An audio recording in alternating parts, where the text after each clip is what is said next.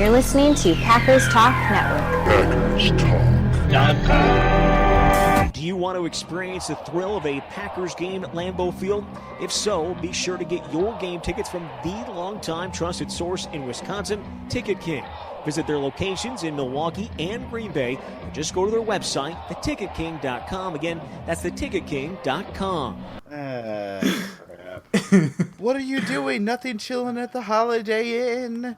Me and my friends want you to bring 4 of your friends. Check New York Bozo! New York Bozo! New York Bozo!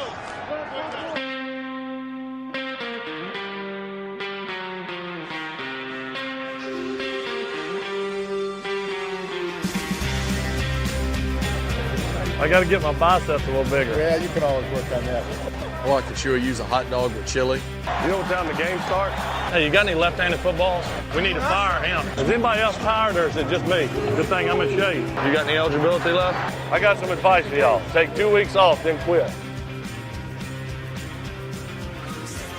Good evening, Packer Nation. Welcome back to another episode of Pack to the Future. We are going to rip through this episode like Ripkowski ripped through the Giants' hearts. And bring you some more devastation and more knowledge and more fun facts about our beautiful, beloved Green Bay Packers. Did you just promise that we're going to go devastate all of our listeners? No, devastate all this positive information that we have, because we're all positive people, right? The hell does that even mean? I don't even know, but I don't think you know what devastate means, John. I don't know what half the things I say mean, so I just say them. Makes me very credible, guys. If you want credibility, at John Jameson on Twitter, give me a follow. Plug before the plugs even happen. Booyah! Dusty Evasley, thank you for joining us tonight. How are you doing tonight, bro? I'm doing just fantastic, man. I'm just excited to be here. Excited for another week. Excited to be talking Packers with you fellas. Thank you for joining us, Dusty. Thank you, John. Thank you for having me. Thank you. Jordan. Yes, sir. We missed you last week, sort of, in a way. Yeah. I mean, I say that to be polite and politically correct. But no, seriously, you're a huge part of our show, and we do love you. So I appreciate that. Bottom of my heart, glad to see your beautiful face and know you're doing better. Thank you very much. And how are you feeling tonight? I feel great tonight, guys. I feel great. See, it's good to be back talking with you guys about the Packers. Okay. I like that. Brian, from Denver, Colorado. How are you, bro? Just to be clear, I'm from Milwaukee, Wisconsin. I just live in Denver, Colorado. Little correction for you. Oh, Mr. Political over here. Man, you know what? It's been a chaotic week. I had some dental work done this morning. I am ready to put that all behind me and just talk some Packers. Is your dentist's name Crentist? Yes, that's why he became a dentist. Maybe that's why he became a dentist. That's what I just said. I'm very confused. Worst start to a podcast ever. I thought that was our most solid intro, to be honest with you guys. But you know what? Intros eventually do come to an end. That's why they call them intros. And you have to get into the meat. And we got some meat for you guys tonight in our coin toss segment. I cracked myself up on that one. Anyways, Demarius Randall is our first topic of discussion in our coin toss. And we are going to bring Brian and Jordan in on this one. And last week, I think we all kind of had concerns going into the game about our secondary and how they're going to match up with the Giants. And they seemed to fare pretty well. And ultimately, we got the win out of it. And I was overall pleased with the secondary. And, Demarius Randall has kind of had a few bad weeks here. And I'm just wondering if he is actually the problem in the secondary. So, if I flip the coin and it lands on heads, Brian, you will tell me that Demarius Randall is the problem in the secondary for the Green Bay Packers. Here we go. Flip that coin. And it is heads. Brian, Demarius Randall is the problem in the secondary? Please tell me. Man, well, I spent all of last week saying why Sam Shields being injured was the real problem in the secondary with the way Randall was playing, but man, it's hard to say anything else because we thought, maybe Demarius Randall just isn't the number one cornerback and maybe he's just in over his head here a little bit. But I think we can go ahead and call it a full-on sophomore slump right now because the way he played in those 2.5 weeks or so where he had to cover the number one guy, he just got torched over and over and over again. And, then he goes down and in steps, Rollins and Gunter and Micah Hyde. And I think in the dime, you saw some of Morgan Burnett playing at cornerback. So and we absolutely stopped probably the deepest set of receivers that we've played against this year so far. So that to me says that Demarius Randall and his sophomore slump are a big problem. And when he comes back, he can't be anything higher than 2 or 3 at this point until he gets his feet back under him. Jordan, your rebuttal. Well, I agree that Randall is definitely struggling. He's definitely fallen off from last year to this year. But my argument or my rebuttal to what Brian just said has to be with the game plan against the Giants. I think it's safe to say that most Packer fans and just most football fans thought that Odell Beckham was going to have a field day against us. And the game plan was they kept the safeties back. The middle of the field was a little more open. That's where Beckham was making his plays, but they were able to keep him there and avoid him and keep him from busting any big plays against us. So I thought that was a good job by Capers to get that plan going. I think if Randall's in the game and that's the game plan, I don't think much changes. I don't think Beckham has a lot better game if Randall's in. So I think it had a lot to do with the game plan, not as much to do with Randall. We even saw a couple times too where a couple bad throws from Eli. I mean, he had, I think, Larry Donnell in for what should have been a walk-in touchdown. He missed the throw. There's a blown coverage there. So, I mean, there's still things that are going on in the secondary that aren't just Randall. So while I do believe that Randall has plenty of room to improve, especially over the way he's performed the first couple weeks, I don't think he's that big of a problem in the secondary. I think we just, if we can have another game plan, kind of in the same way, just to keep the Cowboys receivers at bay so they're not making the big plays, I think we have a very good chance on Sunday as well. But Jordan, wouldn't you think the game plan would have been drastically different if Demarius Randall was healthy and they had that one more cornerback? I don't know. I still think there's a healthy fear of Odell Beckham. I could be wrong, but I still think most people, even if Randall's healthy, I think a lot of people are still saying the same thing about Beckham's production. I think they still would have thought he's going to go off.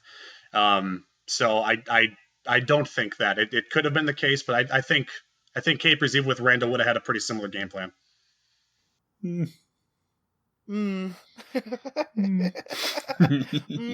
Okay. Well, I guess point is mine.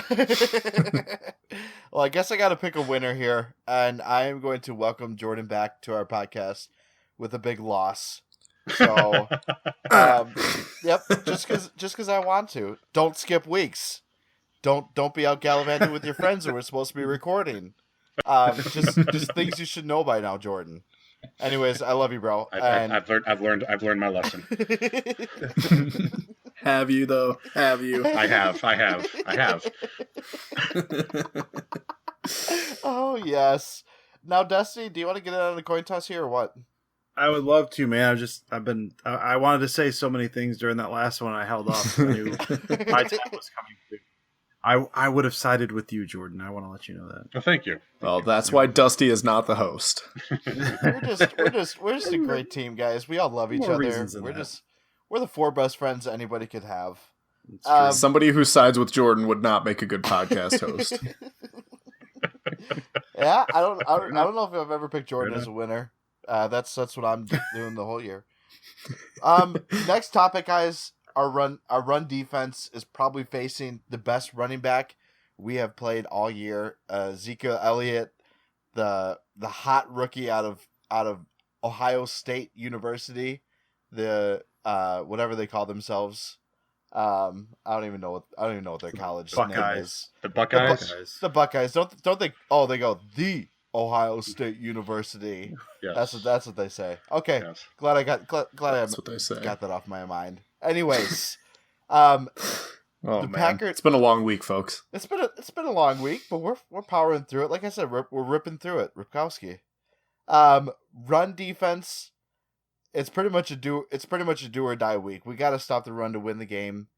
I'm gonna flip the coin, and Dusty, if it's heads, you are gonna tell me why the Packers do this week instead of die. So I'm flipping the coin, and it is tails. Dusty, tell me why the Packers run defense is gonna die. I mean, they're going to die, and it's less because of Ezekiel Elliott. I mean, he is very good, and more because, man, that Cowboys line is it's tremendous. Very, very good. I watched like the first half of the game against the Bengals, and it was just open holes just all over the line. Any given play, Elliott's 5 yards down the field before he's getting touched. I don't want to say any running back can do that. You got to read the defense. You got to read the holes, but it's something when they can open up holes like that across the line. Like running backs are going to gain. So Elliott's good. That line's tremendous, and the Packers line is good. Pennell's going to be back this week, but that line scares me. And then beyond that, looking at who they've gone up against so far this year, I looked at the offensive run offenses that the Packers have gone up against so far this year, ranked by Football Outsiders DVOA. So far, they went up against the Jaguars, ranked 26th in the league this year. The Vikings, ranked 32nd. The Lions, ranked 18th. And the Giants, ranked 22nd. So they went up against TJ Yeldon, Adrian Peterson, who was not good and then got injured. Theo Riddick, Abdullah went down, I think, on IR like even that week before. So they went with Riddick, who's more of a pass-catching back. And then something called Orleans Darkwa, and also Bobby Rainey. Those are their main running backs they went up against. So the Packers have done really well. I think they're even with last week they gave up, I think, 3 yards per carry. I think they're averaging 2 per carry now, which is fantastic on the season. But they have not faced anyone yet. And they certainly haven't faced anyone the caliber of this Cowboys line and this Cowboys rushing offense. So it's going to be a big week. I'm afraid we're going to get gashed from the gun. So I'm terrified. Brian, rebuttal, please. First of all, Dusty, we did face Adrian Peterson, so Diminished. Can't say we faced nobody. Diminished. It's still Adrian Peterson, and we held him to absolutely nothing. And you can call it all the stats you want, but the one that's the most impressive is this is the second best run defense through 4 games in the Super Bowl era. And it was the 49ers in, I believe it was 94, were the only ones better, and it was by like 20 total yards or something. This is a historically good start to the run defense, and that when you're talking historical numbers like that, it can't just be a fluke, and it's not just a fluke. We've got Jake Ryan and Blake Martinez, the Jake and Blake connection, just absolutely tearing it up at inside linebacker. They've been so impressive. Nick Perry having the best season of his career so far, and that's not just pass rush. He's been doing it against the run, as he always has. You've got the beef up the middle with LaTroy Guion. Mike Daniels is on a whole new level that he's never reached before. We might be getting Mike Pennell back, and that's just a huge body to throw in there against this offensive line. I understand that we're talking about a really good running game and a really good young running back, but man, the Packers defense has done absolutely nothing for me to think that they can't do it again against. I get that it's the toughest competition they've faced so far, but they've given me no reason to doubt that they can do it again. Wow, Brian, I absolutely love that stat you brought up. I saw that stat earlier this week and was just blown away by that. I think the Packers run defense has just been incredible. And when you're talking numbers like that, that kind of leads me to believe that they're absolutely 100% real. And we're going up against a very real offensive line and running back in the Cowboys. And this is a very tough one to call right here. I really like what both of you guys said. If I could call it a tie, I would, but we don't play that way around here. and I got to give it Dusty. I'm sorry, but solely based on that stat that Brian brought up, one of my favorites this week. I absolutely love it. I got to give it to Brian here. I know what you're basing this on, John. I know what you're basing this on. And it's the fact that Brian used the term beef up the middle. That's exactly what you're basing this on. I know it. You know it. Everyone here and everyone listening knows it. So just be honest, John. I don't care, man. I don't care. Just be honest about it. If you know me, beef up the middle is one of my favorite slogans of all time. So I've known John for as long as I can remember, so that's my advantage here. It feels cheap. It feels cheap, but if that's how you want to win, Brian, that's cool. I'm going to use my 5 seconds of FaceTime to say that I can neither confirm nor deny the allegations that I had a conversation with John about how he hadn't picked me as the winner of the coin toss segment yet. So I told him if he didn't pick me this week, then he'd be fired. I can neither confirm nor deny that happened. Dirty pool, Brian. It's not over yet because we have one more question, and I already could got also, 2. But I could Brian, triple the points on this last one. Oh, that's a good point. Yeah, well, you know what? I already got my FaceTime, so I don't care. I'm just gonna tune out for the next few minutes. So go ahead. Oh my goodness! And our last question of our coin toss segment involves our run offense. I mean, Lacey got off to a brilliant start, I thought, against the Giants. I mean, I think we were talking about earlier, and he had 11 carries for 80 yards, and he was bruising. I mean, that's the Eddie Lacy that we want to see the rest of the year, and he's kind of a little banged up right now. And assuming that he plays, but he's on kind of a limited basis, where they're gonna kind of watch the amount of touches he gets and all that stuff. Pretty much, what do you see this run game continuing to perform or not? And I'm gonna go ahead and have Dusty and Jordan perform this one. I don't know why I said the word perform, but but we're gonna have you guys go at this one. And Jordan, if I get heads, you're gonna tell me that the run offense is going to continue to perform. So here's a coin flip, and it is heads. Jordan, our run offense will continue to perform. Okay, so yeah, we have some injury concerns with the run game. There's no question about that. Lacey got a knock during this last game. James Starks, I don't think, participated in practice yesterday or today. Beyond that, I mean, we have our fullback, Aaron Ripkowski, and then nobody. So we've thrown guys like Cobb and Montgomery in the backfield before. We do that every game for a few snaps. It never usually works out so well. But what I would say about this game against the Cowboys is, we talk about the Cowboys' rushing attack. The Cowboys with Zeke and all of their running backs are averaging 4.6 yards a carry, and we consider that a very good rushing attack. They're giving up the exact same average to their opponents. A lot fewer attempts because the Cowboys have been playing ahead, but the Cowboys are not as nearly as stout of a rush defense as the Packers. So I think even with Lacey at a limited basis, like even if he gets the same number of carries that he got in the Giants game, and you throw in a little variety again with Cobb and Montgomery, I think we can be effective enough to open up some room for Rodgers to make some plays. I mean, and we'll talk about this, I'm sure, in a little bit, but I mean, Rodgers needs to take advantage of a good running game. So I think the Packers can do enough to get this offense rolling. So then it kind of falls on 12 after that. So that's my opinion on the run game this weekend. Dusty? Yeah, I mean, that's a good point by Jordan about if Lacey just gets the same carries he did, he can do well when he's out there. The problem is that he's not going to be out there very much. I mean, Lacey ran whatever it was 11 times, but he was on the field for more than that. There's a threat of Lacey running when he's out there, even if he doesn't get the ball, and that opens some stuff up.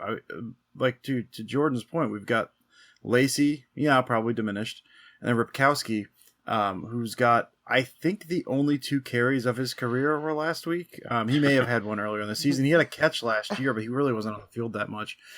So giving it to him, who's just brought in to basically be, say, younger John Kuhn, just getting out and blocking, not really running too much. Maybe some short yardage situations. He doesn't have a whole lot of experience. Cobb. Last I saw Cobb, I think he's probable. Which I mentioned this past week. Like his healing ability is like Logan-esque, man. Like that dude. He was running full speed and he took that helmet to the knee while just all his weight on that was on that one knee back in whatever that was 2012, I guess. And I thought he was out for the season, and then he was like back 8 games later. He was out like the same amount of time like Rogers was out with his broken collarbone. I thought he was gonna have his leg amputated. So he may be back, but that's a sore neck. He's probably going to be limited as well, which means you've got Ripkowski and now basically like Lacey for 20 snaps, and then Montgomery, who has 5 carries in his career for 14 yards. Like it's different lining up in the backfield and then breaking out for a pass or do a play action than it is running an entire game. I'm kind of excited to see what they do. I don't think they're gonna have a running game. I'm excited to see what Rodgers does. Is he gonna throw 60 times? Like, yeah, maybe. Like that'd be kind of cool. But I mean, I don't really see them running more than, I don't know, man, like 10 times in this game. Like it's just with their limited options and Stark's gone and not signing anyone else, the lack of signing CJ Spiller or not really grabbing anyone else when you have 2 backs anyway. One is a 31-year-old Starks who has lost basically all of his athleticism. Why they didn't bring anyone else in, I don't know. But they have no established backs on this team. Like they're not going to be able to run in this game. I can't see a scenario in where they are able to gain consistent yardage with anyone other than Lacey on like the 10 times he touches the ball. Okay. Dusty, you have beaten Jordan. You just have beaten Jordan. It's gonna be tough to run the ball, and that's just the way that things are shaping out this week. And Jordan, I'm sorry you got stuck with such a hard point to make, and you rocked it out, man. It's nothing against you, man, but you rocked it out though. Well, thank you. I mean, truth be told, this is this is truly what I think. I think you guys are giving the Cowboys rush defense a little too much credit. This is not they are not good. They're not good. So I mean, they're really, even with a banged up Lacey, we should be able to produce a little bit against these guys. I think. Rogers rushes for 50. I'd take it. I'd take that all day. Hey, as long as he gets, if he gets 10 seconds in the pocket, then yeah, just run for it. Rogers has had some awesome situational runs this year. So, I mean, if that happens, I mean, he has found a way to move the chains with his feet this year. And that's throughout his that's career, awesome. That's how he's been. Yeah, he's very absolutely. good at that. He did it on that first drive. Did it on the first drive against the Giants. Picked up that 3rd and 10 in the red zone. Yep. And it was huge. Yeah. Yep. Great job, Aaron. We love you. I want to see you in person. Maybe kiss your cheek or something. Speaking of kissing on the cheek, we would love to kiss. We would love to kiss Fred Thurston on the cheek for him being our lovely sponsor. And Jordan, tell us about Fred Thurston's company here. All right. Well, this is Pride and Glory Clothing Company. Been our sponsor now for almost the past year. So my question to you, Packer fans, are you always wearing the same jersey for every Packers game? Are you wanting to add some variety to your game day wardrobe? If you're looking to up your Packers swag, a visit to prideandglory63.com should be on your to-do list. That's prideandglory, the number 63.com. Lots of unique shirts and sweatshirts to choose from. Keep you repping the green and gold all year. Options for both men and women alike. So, yeah, check out prideandglory63.com. And by the way, Fred Thurston now has a podcast. That's so right. Check that out, please. It is called The Sweep. You can find it on iTunes. The Sweep. It's pretty good. Check it out. The Sweep. Check New York Bozo! New York Bozo! All right, Packer Nation, we are here with a representative of the Cowboys, Joseph Hatzajingis. Yeah, Haji Panayotis. I'm not going to try it again, but Joseph, we really appreciate having you on tonight, buddy. and I love Packers Cowboys games. It is definitely a game that I look forward to. It seems like we've been getting a decent amount of them these last few years, and I look forward to them every single year because it's two of the bigger fan bases in football, and a lot of trash talking goes on during these weeks. So yeah, every year since 2013, I think at this point. So it hasn't turned out so well for the Cowboys the last couple of years, but that's okay. We'll see what happens. Was it a catch? Well, of course it was a catch. Come on. Here's the thing. I'll say this. If it was ruled an incompletion originally, and they had reviewed it and said it was incompletion, that's one thing. I could have lived with that. But it has to be indisputable evidence. We've all heard the term. I can't see how you could overturn the call based on what you saw. I mean, it's what can you say? But that's all right. That's 2 years ago. I mean, it's football. That's the beauty and the heartache of football, and that's why we love this game so much. But let's hear what you got to say about your Cowboys this year. I know the season started off with a pretty big bombshell with Tony Romo with another huge injury picked up by him, and rookie Dak Prescott came in and has kind of been playing Superman a little bit this year, along with fellow rookie Ezekiel Elliott, who's just been tearing up the headlines too. So I mean, is this kind of how you expected things to go without Romo, or were you expecting a start similar to like the last year without Romo? Everything with Elliott has gone about as I expected. You draft someone 4th overall, one of the most complete backs to come out of college in years. You have one of the best offensive lines in the league. I didn't necessarily expect him to be the league's leading rusher just a couple games into his career, but I expected him to be generally a Pro Bowl caliber player, right out of the gate. But, Prescott, he looked great in the first 2 preseason games, and then again in the Seattle game where Romo got injured. But if any Cowboy fan tells you that he expected the Cowboys to be 4-1 with Prescott starting the first 5 games of the season is lying to you. I would have taken 3-3 over the first 6 games. And the prognosis for Romo originally when he got hurt was that he would miss about 6 to 10 weeks. So the early end of that prognosis was about the Cincinnati game or even the Green Bay game when he could return. But to be safe, it seemed like they would keep him out until after the bye to get those 2 extra weeks in. And I would have been happy with 3-3, honestly. I would have been thrilled with 3-3. So 4-1, it's like we're playing with house money here. Prescott looked great against the Rams and the Dolphins, again against Seattle, but that's preseason, and I never would have expected him to play as well as he's been playing. To not throw an interception over the first 5 games, to be as good as he's been on 3rd down. And it's not just, there's this misconception that a lot of what's going on is, well, okay, the running game. Of course, the running game, the offensive line has been the most important thing. It's what the team is built around. And, people seem to think, well, if you can get Prescott into 3rd and long and you can force him to make mistakes if you can just stop the running game. But the Cowboys lead the league in 3rd down conversion rate so far. And it's not just, converting 3rd and 1 with Elliott. Prescott's converted plenty of 3rd and 5, 3rd and 8, 3rd and 10 with his arm. I never would have expected that. Never in a million years, honestly. So. And Joey, what do you think happens when Romo comes back? I mean, is it any bit of a discussion to you? Are you leaning one way or the other? Is it Romo's job, or do you think Dak Prescott has done enough to kind of retain the role as starter? Well, yeah, that's a huge topic of conversation amongst fans and national media, Dallas area media. I love Romo. I feel like he gets a little bit of a bad rap, as a choker. He's never won the big one, that kind of thing.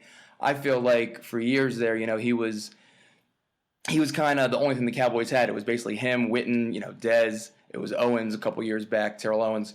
But, for years the Cowboys had no offensive line, mediocre at best defense. And, there were 3 years in a row there where they lost or missed the playoffs by losing the last game of the season, where it was a win and you're in situation. And a lot of people blame Romo for that, but I feel like if you put Romo on a team with a defense like the Broncos have, like the Seahawks, the Cardinals, the Steelers of about 6 to 7 years ago, he would have won a Super Bowl by now. So I love Romo, but this game against the Packers will go a long way into deciding what happens with Prescott when Romo's ready to turn, because it seems like he's going to be ready for the next game, which will be against Philadelphia after the bye, because we have a bye week after we play you guys. And, you guys, Packers are probably the best defense we'll have faced so far. I said that about the Bengals last week, and we saw what happened there.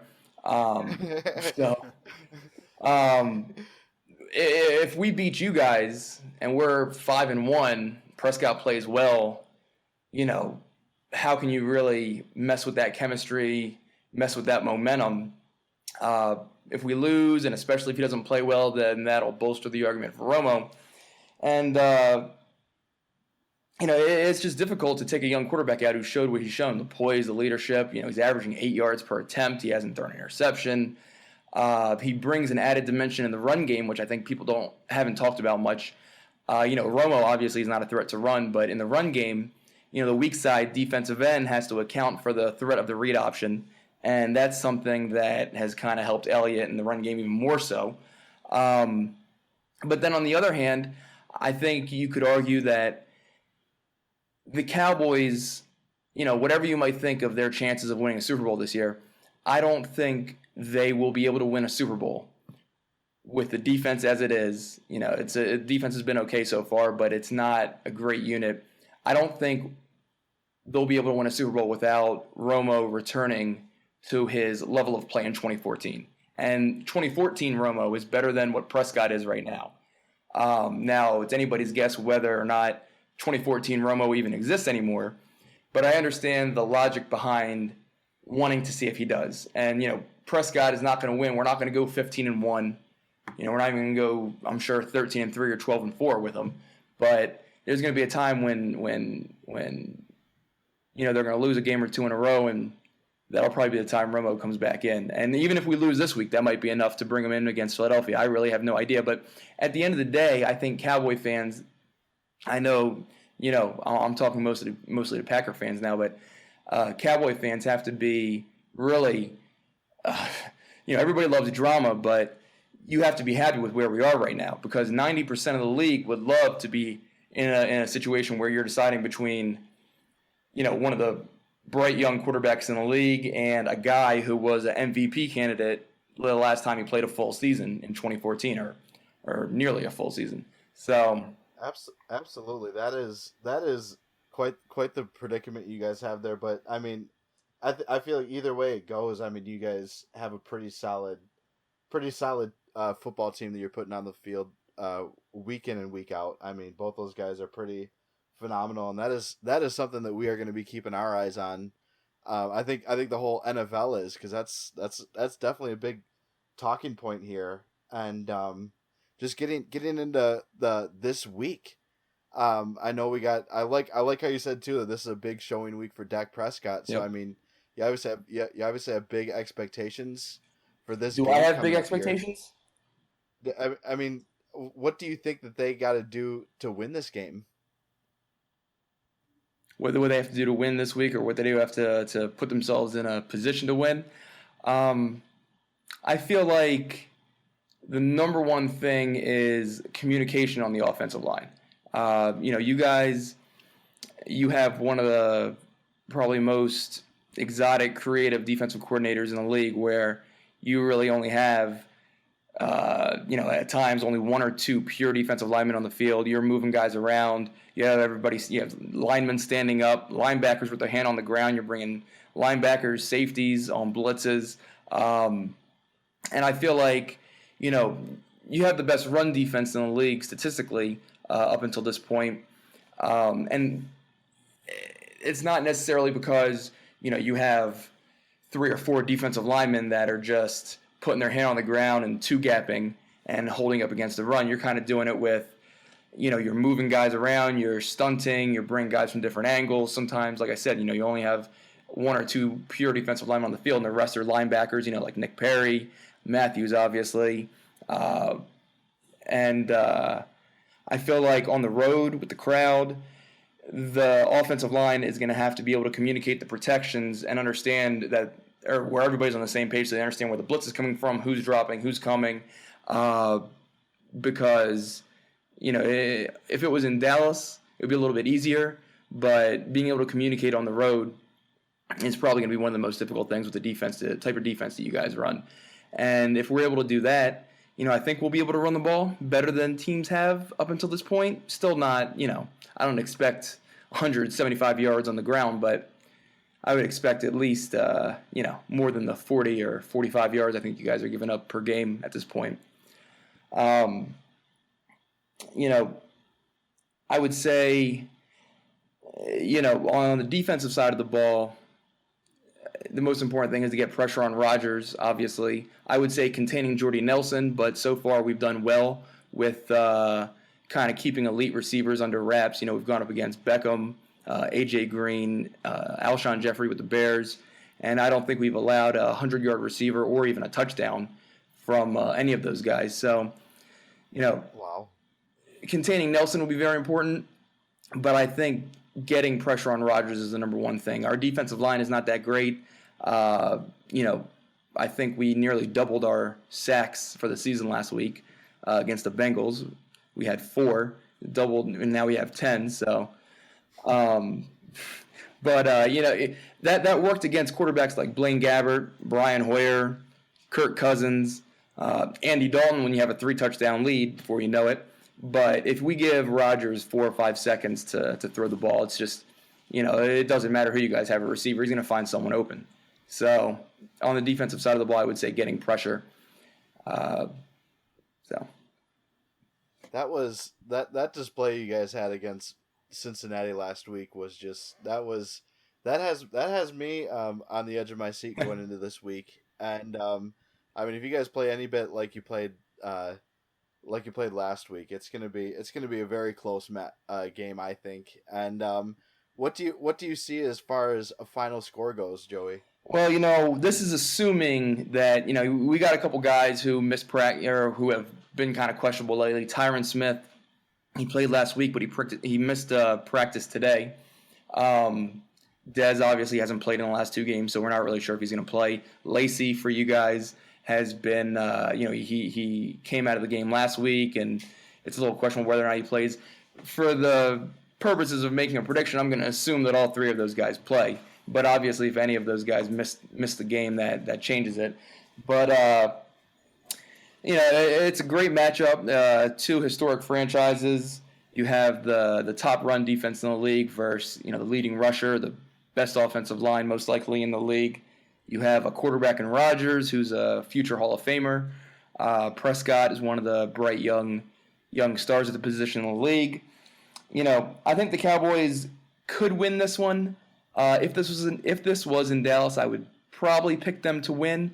But I think it's just too much to ask to win. Our 5th game in a row on the road against obviously a very good team. You guys, in my opinion, are one of the best teams in the NFC. You have a couple of problem areas. Your running game is a little bit inconsistent. Have some injuries in the secondary. Rodgers has not been his normal efficient self, although I still think he's one of the top quarterbacks in the league for sure. So at the end of the day, there are some things that we could take advantage of, but I just think winning on the road in that environment against a team of that caliber, it's just a little bit too much to ask for. It's definitely a little too much for me to predict. So I'd have to go Packers 27-23. If the Cowboys win, I would say it'll be a close one. If the Packers win, I think it could obviously be close, or it could potentially even be a blowout. But I'll go 27-23 Packers right now. All right, Joey. I know it's probably not easy to say those things, but you give Dak a few more years under his belt, and I'm sure the scores could probably reverse at any moment. But we really appreciate you spending some time with us tonight, and if you guys want to go ahead or actually, I'm gonna let you go ahead and plug yourself, Joey. Where can we find you on Twitter? Oh, sure. Yeah, thank you. Yeah, you can follow me on Twitter at Joseph JOSEPHHATZ BTB, which stands for Blogging the Boys, SB Nation Cowboys site. I'm one of the staff writers, and yeah, thanks for having me, and thanks for listening. I won't say go Cowboys, but you know where my heart lies. Joey, as like we said before, we really appreciate you spending some time with us, and we look forward to a good game this Sunday. And maybe we'll be talking a little bit down the road here when it comes to playoff time. Yeah, I wouldn't be surprised. Although with Minnesota sitting there the way it is, I think that game would be in Dallas if we play again. So. Hey, any way it comes, we'll take any opponent and just enjoy the ride. So, hey, you have a good night. You have a good night, buddy. And I guess go Pack go. But for you can sign out any way you want to. Oh, he signed out. Oh wow, he signed out. All right, have a good one, Joey. Thanks, Joey. Check New York Bozo! New York Bozo! Brian. Seeing as you wanna share your voice with everybody, I want to hear. Yes, sir. I want to hear what the Packers need to do to win this game. Well, I don't mean to brag, but I probably do have like the third best voice on this podcast. So, woo, that's everyone else, you know who you are. Jordan, don't laugh. All right, what the Packers need to do this week. I'm going to get this one out of the way real quick because it's obvious and it's the one that everyone's already been talking about, but it's to slow down Ezekiel Elliott. The kid is just insane. He has been playing crazy good.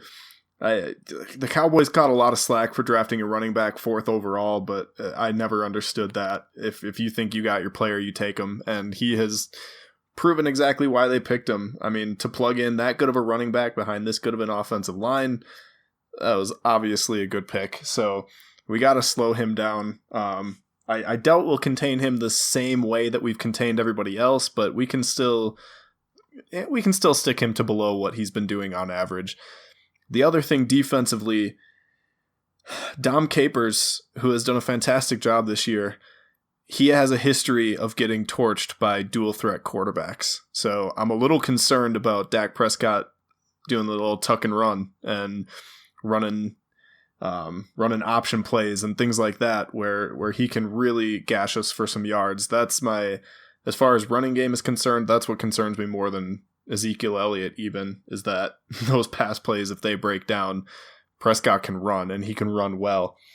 And then on offense, we got to get the ball out quicker. It's a great stat to prove how good our offensive line is that Aaron Rodgers has had more time to throw per play than any other quarterback in the league. That's great.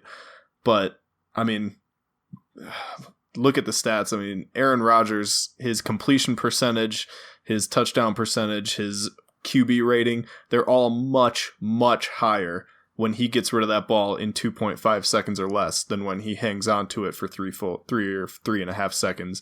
So he's got to get the ball out quicker, use those slants, dominate the middle of the field, do that, and that offense will move with or without Eddie Lacy.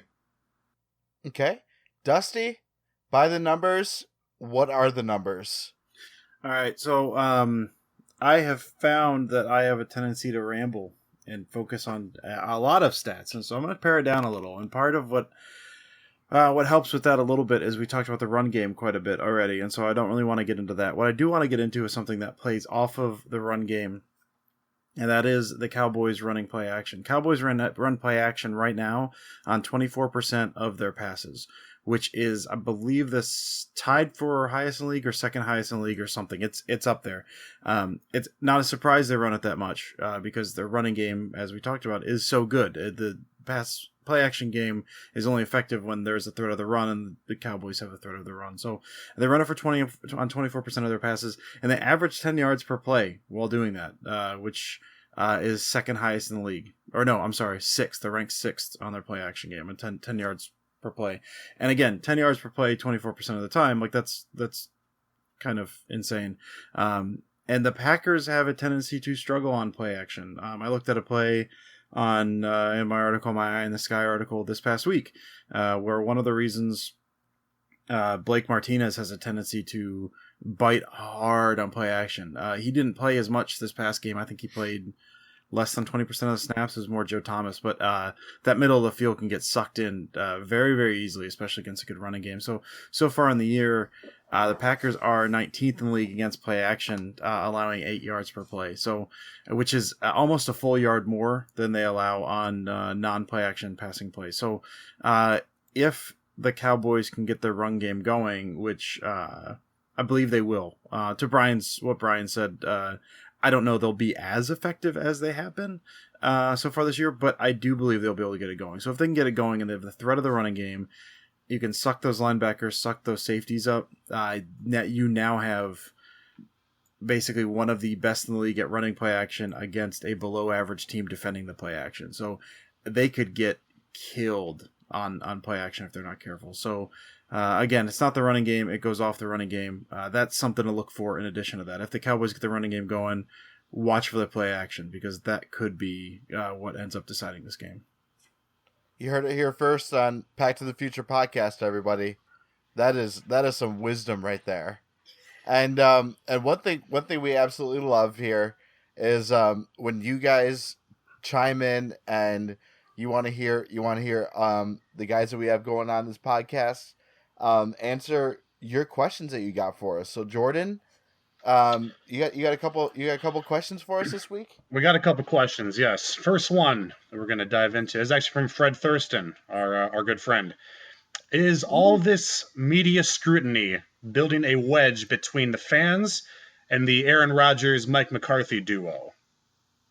Your thoughts, gentlemen? I don't know.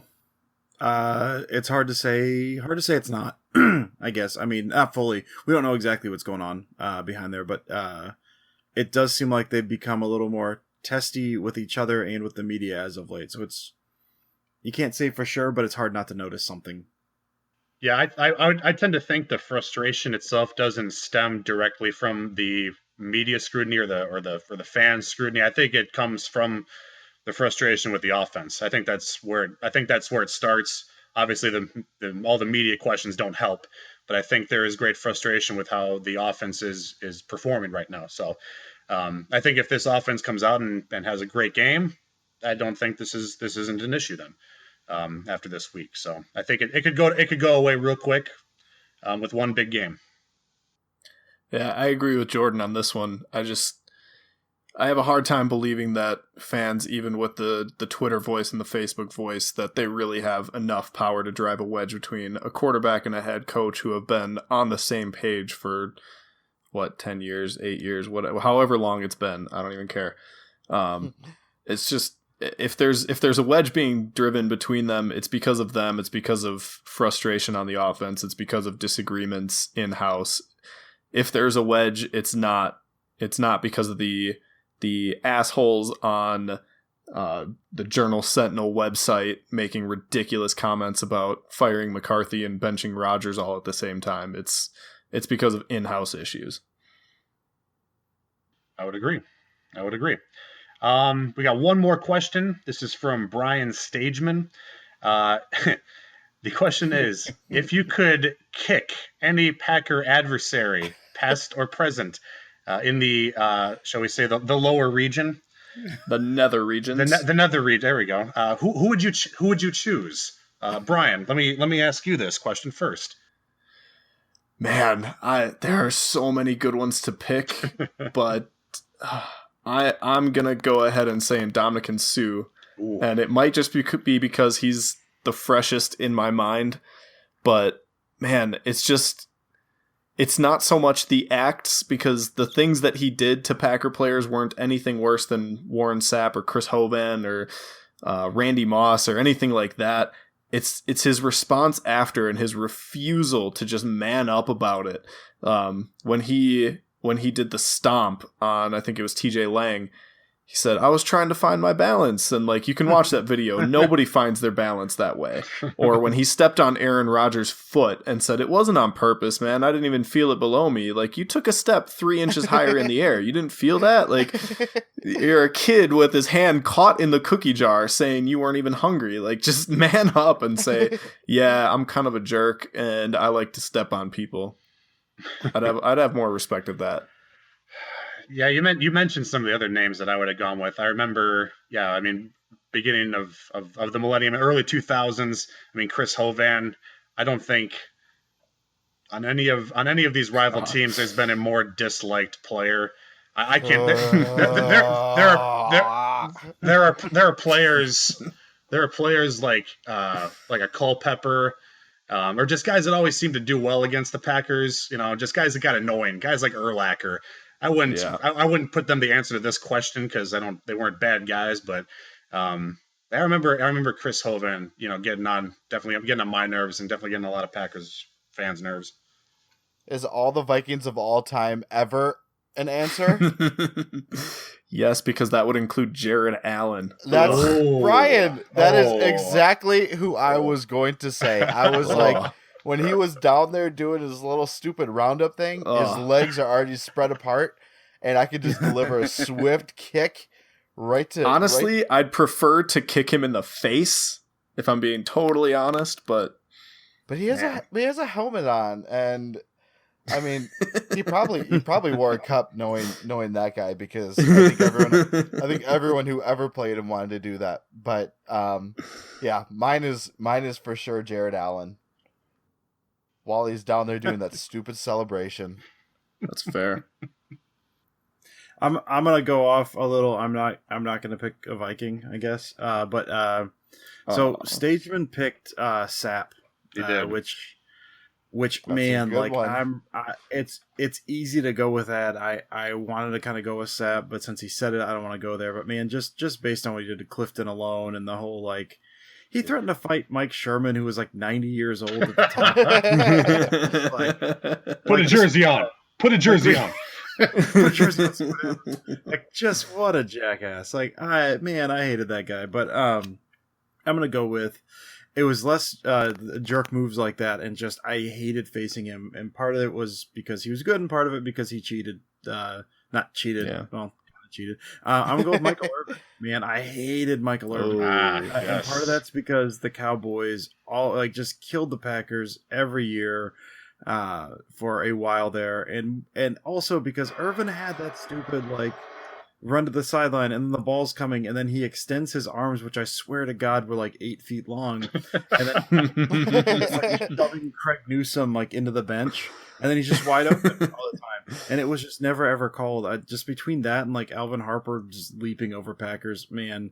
Just Jason Garrett had a great game against the Packers just because Alvin Harper could jump 12 feet. But, man, like, Michael Irvin just... I hated that stupid push-off. I hated his smug face. Like, the only reason I like looking at him now is because he legitimately seems insane when he talks.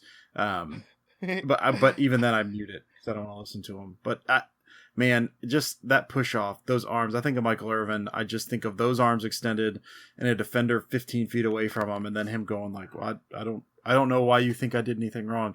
I hated that man. Just hated that man. So he was really good in the longest yard, though. I've not the Sandler one. Yeah, I've not seen it. I don't recognize that as a movie. That's actually true. He is pretty. He's all right. He did a pretty decent job. You guys, what's wrong? The mainstream media does not want Adam Sandler movies to be in the forefront of movies, guys, and I don't know. Dan Patrick was in that movie, man. I let you guys in every do your hatred. You guys do your hatred up and down, and then I'm trying to just pure unadulterated hate for no reason other than on-field antics, and you guys want to shoot me down and talk about Adam Sandler. Shame on you. Shame on all of you. Every single one of you. To get back to the question, you talk about push-offs. You know, you can throw Golden Tate into the mix too. Yeah, that's true. That was Terrell Owens could be put in that category. Yeah, now we're thinking. I hated Terrell Owens for 2 years just for one play. Oh yeah, because he caught a ball on the sideline when playing for the Cowboys, Oh, that's Al not Harris really- came up and Yeah, just no. instantly ripped that ball away. Instantly. Like, it was one swift motion. And the refs called the play dead. Yeah. Like, seriously, I it think I was do remember that, catch, yeah, that's right. rip, Al Harris runs the other way. And then in the review, they reviewed it. And they said the play was still dead because he wasn't moving forward anymore. Made no sense. I thought you were going to go disliked- with the catch two. Jerry Rice still fumbled and Terrell Owens cried afterwards because that's what kind of started the whole TO thing in the first place. Play. I think of that play and I just course. get mad. I just rage builds. Of course. That play wouldn't have made me as mad if it wasn't for having to hear that their announcer just say Owens for 10 times and hearing that soundbite for years upon years. Awesome movie idea 492. Adam Sandler plays the quarterback of the Green Bay Packers and kicks everyone in the nuts who we talked about. So, Stageman, good question. As we got a whole lot of hate in us, just a whole lot of hate. We got plenty. Thanks. We should Plenty. do. All right. So starting next year, we're going to start recording shows in the bye week, and it's just going to be our hate episode where we just rant about everything NFL past, present, or future that pisses us I off. actually wouldn't be opposed to just having a segment every week where each of us picks like a different terrible Packers memory from our past, and how we feel when we think about it. Yes. Is Brandon Bostic an answer too? Oh boy. Oh yeah. No. Oh god. Well, guys, you John, see how you're much fired. fun we have when you send us some Twitter questions. So please, please send us some more questions. Please. Serious or not, we love them all, and that's just how we roll. That was some very good questions on both ends. So feel free to send us questions any time of the day, and Dusty is so faithful to respond, and we're faithful to answer them. So keep them coming, guys. Closing and final thoughts. Brian, what do you got for us, buddy? I got two. We at Pack to the Future really appreciate your guys' patience. We know we've had some issues with the iTunes and Google Play feeds lately, but those are up and running thanks to the tireless work of one Josh Shack. Great guy. He's our producer on the show. Give him a follow on Twitter at Arm & Hammers. Great guy. And he's done a lot of work to get us back up and running.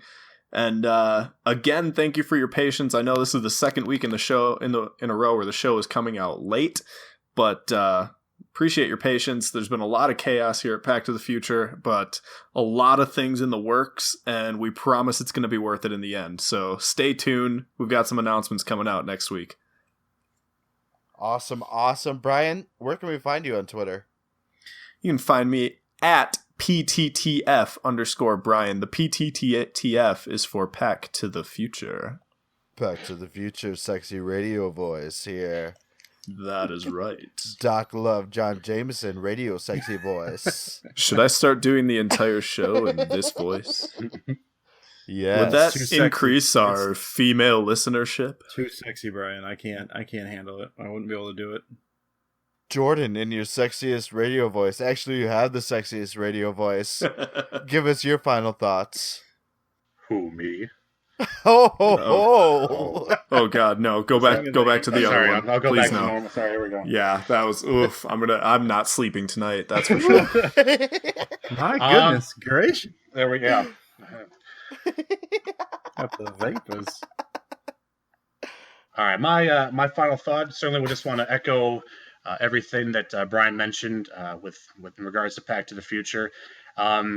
My final thoughts. I'm just very excited that this particular weekend the game is not going to end at midnight my time here on the East Coast. I'm looking very much forward to that. So if I can finally get to bed at a decent time, I'm very thankful for the scheduling committee of the NFL. So thank you. That's my final thought for the week. Very Jordan with profound. the least sexiest radio voice of all time. Jordan, that's me. I'll start doing the shows in this voice, and Jordan will start doing the shows in that voice. Jordan, what's your Twitter handle, bro? You You guys can find me on Twitter at JGPeck41. Jordan, I'm going to challenge you on air right now. I told you 2 weeks ago you should switch it to at Peck to the Future, and you have not moved on that at all. Yeah, we kind of have differing thoughts on that, my friend. So, what if you don't change your handle, but you change your name from Jordan Peck to the Future? We'll discuss it. We'll discuss it. We also have Peck to the Future patented as well. So don't try and get at that. We don't even have Pack to the Future patented, but we do have Peck to the Future. Brian, don't argue with me about these patents, please. I was agreeing with you. God. Okay. Jeez. Dusty's just waiting in the lurks like, all right, guys, come on. I'm Dusty, loaded, man. I'm ready. Dusty, it's your time to shine. All right, I've got 2 final thoughts, one football related, one non-football related. I'll start with my football related. Okay, so I love the Packers. I love watching football. I love a good football game, man. Like just a really good NFL football game. There's nothing like it. One of the other things I love is just a terrible, borderline unwatchable football game. Just something with just god awful quarterback play and like if they can do it without penalties, I'm good with that. But just something miserable. Just there's something about I remember like the Cardinals at one point. It was a few years ago, and they had like was it Lindley? It was like Lindley versus Mark Sanchez, and it was just about the worst thing I've ever seen in my life, and it was lovely. And so I look for these bad matchups, and I like to keep tabs on them. So, man, this week, and the tickets for this right now on StubHub are like $55, so you know it's gonna be good. Like you just know it's gonna be lit. We've got the Browns with, I believe, Charlie Whitehurst going into Tennessee. Now I like Marcus Mariota, but that team is awful to watch, like just miserable. So we've got Browns going to Titans, and it's going to be awful. And you can go to the games for cheap, and it's going to be borderline unwatchable, and it's going to be so much fun. So I love to watch a poorly played, and part of that is it's fun because it's terrible, and part of it is it keeps you a little grounded. You watch the Packers and you watch Aaron Rodgers complete 55% of his passes and you complain. And then you just realize you saw Charlie Whitehurst I watched Derek Anderson complete like 2 passes last week or something. Like it keeps you grounded and also is just dynamite to watch. So man, like the Packers have the 4:00 game. The Cleveland Tennessee game is at 1. So, just tune in for it. You're not going to watch Carolina, New Orleans. Like, watch a terrible game. Know it's going to be terrible, and it's a blast to watch. So, that's what I'm looking forward to. And then my non-football related thought is, man, I just watched the first episode of Westworld, and it's bonkers good. Like, really, really amazing. It just really, like, got my gears moving as far as what they could do. The concept is dynamite. The acting's great. Everything about it's awesome. I've not watched the second episode yet, but first episode just crazy good. I'm very, very excited about that show. It's like, whatever, cyborg and robots and alternate realities and rich people shooting people and pretending to be like they're in a Western and maybe like sentient AI, and it's a Western and it's sci-fi and it's everything I'm a sucker for, and it's amazing. So I'm excited about that. Those are my final thoughts. We're gonna call that section must see TV because both those things are absolutely must see TV. I have seen the first episode. I'm right there with you. I have seen the first episode of Westworld, and it is everything Dusty said it was. And I also assume that Browns and Titans is going to equal Westworld as well with that quarterback matchup. Dusty, what is your Twitter handle? Oh, I'm at Dusty Evely. Very easy. Very, very easy. And ladies and gentlemen, John Jameson's final thought. And it is going to be a shout out to Bay. Jenna Feely, you know where you're at right now. This beautiful woman got me for my birthday a half season ticket package to my beloved Milwaukee Bucks. Oh, and nice. My first game is this Saturday. Granted, it's a preseason game, but I don't care whatsoever. It is going to be off the charts, and that is one of the best gifts I have ever gotten in my entire life. So I will be going to around 23 Bucks games this year and seeing the Greek Freak and Bari just slam dunk on everybody's faces. And all thanks to her. So you can find me on Twitter at John Jameson. And again, we just want to thank you guys for tuning in, and thank you for putting up with us all these weeks. And just hopefully you keep coming back to us and you enjoy your stay. And Lord willing, the Packers pull out a victory here. They should, as to what happened the last time we honored Brett Favre at Lambeau Field. I think we owe him a little bit of redemption here and honor his great legacy, the great number 4. Signing out here, we are Pack to the Future podcast. Go Pack, go. Go Pack, go. Go Pack, go. Go Pack, go.